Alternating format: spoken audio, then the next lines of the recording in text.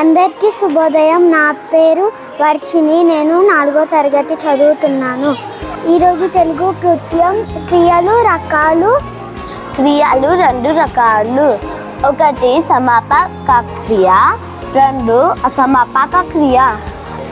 పనిని మించి తెలిపే పదాలను క్రియాపదాలు అంటారు.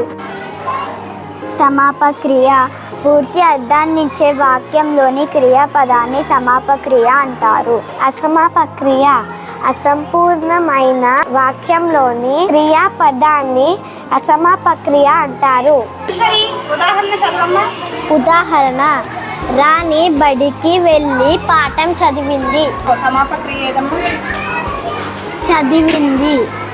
ఈ వాక్యంలో అసమాపక క్రియ ఏది? వెళ్ళి. నేను అన్నం తిని పడుకున్నాను.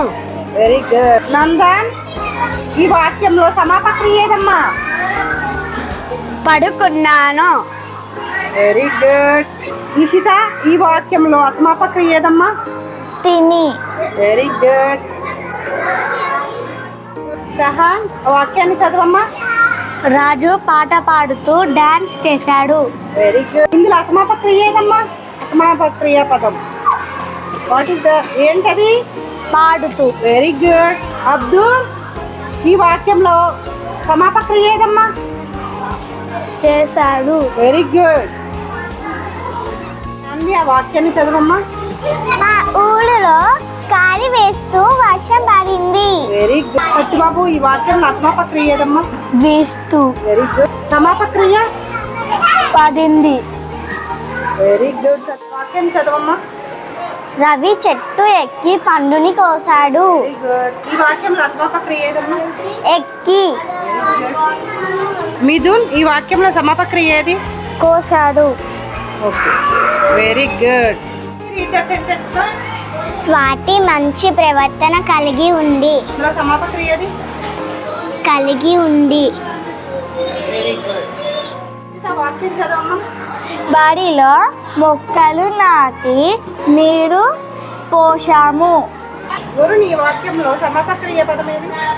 పోసాము. Very good. అసమాపక క్రియ?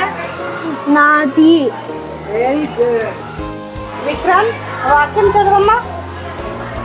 మేము ఆడుతూ పాడుతూ చదువుకుంటాము. Very good.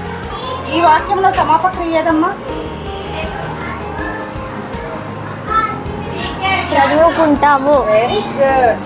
ఇమ్రాన్ షా, ఈ వాక్యంలో అసమాపక క్రియలు ఏవమ్మా? ఆడుతూ పాడుతూ.